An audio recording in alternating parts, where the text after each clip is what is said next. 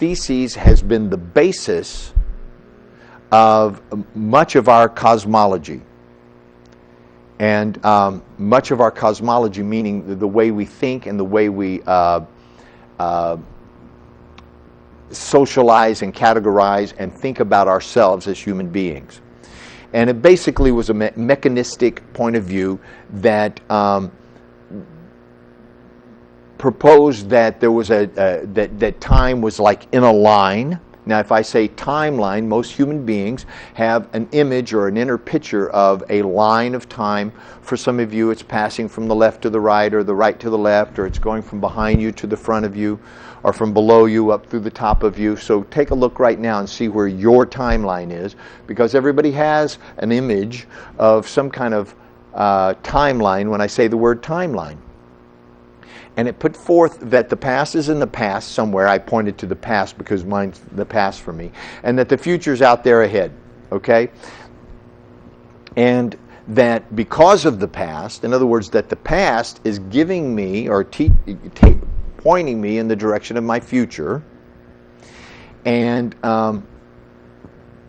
that explained a lot of things for a lot of people. And so much of our modern day psychology, our medical science, and many of the scientific theses of today, 500 years later, are still operating out of this paradigm, which is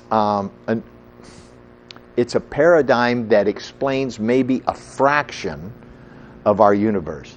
I'm not going to say it's not a truth, because in certain realms there is a truism that time it explains a tiny bit of what we're about.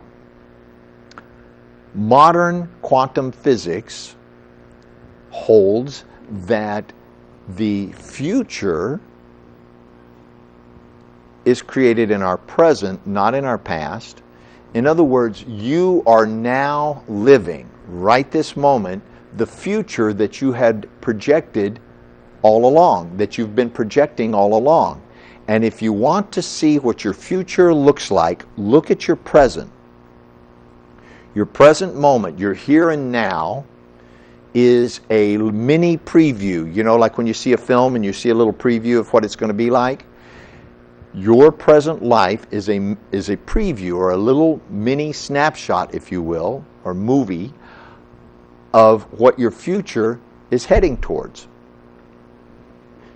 Now, how do we do that? This is the part that I wanted to begin to discuss with you today, because we do this in our relationships, and it takes a certain amount of undoing, you see. The frontal lobe, our frontal lobe, is the most recently developed part of our brain. It is the most recently developed part of our human mind. And I believe that it is primarily what separates us from animals is our ability to for foresight. In other words, to look out into the future, predict what is going to happen, and respond to it right now, even though it hasn't happened yet. That is a trick of consciousness that human beings have. There's no evidence that any other animals have that. They may or may not, but if they do, they're not talking. We also have the ability to speak and communicate our ideas. We have the ability to become aware of ourselves, being aware. And we are able to look out into the future and bring that future into our present moment. This is a function of a double wave of energy that I'm going to. I'm not going to go too far into it, because it's very scientific as far as that's concerned. If those of you who are interested in this, great. You can write to me about it, or you can call in and I'll answer your questions or whatever. But basically, when we know that all thoughts and all emotions, especially a thought that is backed up by a powerful emotion, such as a belief or a strong either positive or negative emotion, if you imagine the future like being a clear pond or lake, it is like throwing a pebble into the lake, and it causes ripples. Okay? Now, if it's a big, powerful emotion or a big, powerful thought and a big, powerful, sharp, strong, consistent wave, stone, we throw it into the water, it makes a big wave. If they're sort of weak, like little pebbles, then they also cause waves or ripples, if you will, that affect you in the here and now. The stronger the emotion, the belief, and the thought, the more powerfully it reverberates out into the future and comes back to you. Your present moment, your here and now, is a reflection of the there and then, the future, that you have been projecting, not the past. Your here and now is not a reflection of the past, or it's not even a product of the past. It is a reflection, an echo wave coming back to you from the future that you've always been creating out ahead of yourself. Where people get messed up is they go reach back into the past, look at, well, this is how I've been, this is where I've come from, this is my religion, this is what my mother said, this is the kind of body I have, this is the past that I've been given, or that I've lived. Therefore, the future will look like more or better or different or worse of my past.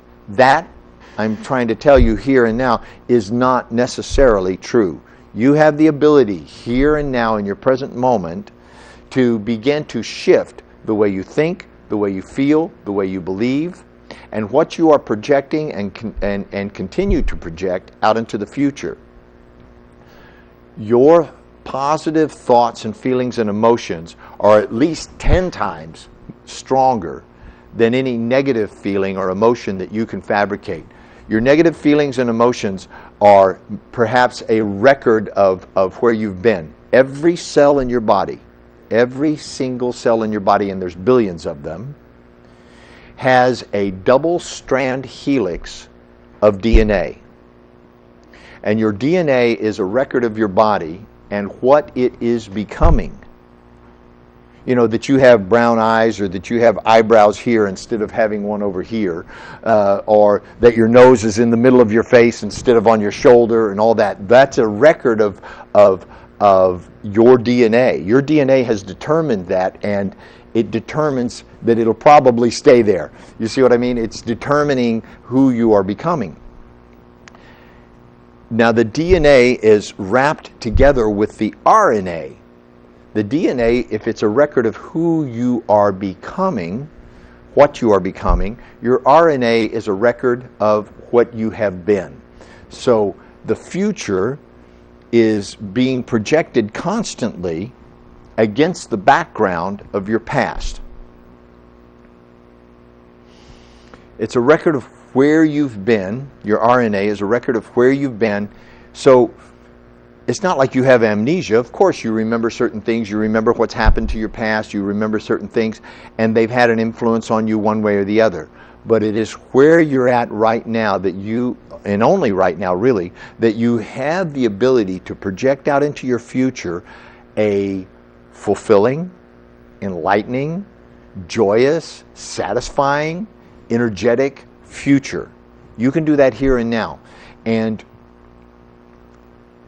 the work that I do with you in our workshops and in our private sessions and in our books and CDs and DVDs is designed to prepare you to begin to get the idea and to begin to live like your life is happening now, and now, right now, in the here and now is the only time that you'll ever have for creating the future that you want to live into. My entire life, everything from how my body is to meaning my state of health and well-being, and even how I look and feel, to my where I live, the woman I'm married to, my career, where I'm going, what I'm doing, what I'm saying, has all been designed at some point in the past. I consciously began to project and design and create my life many years ago.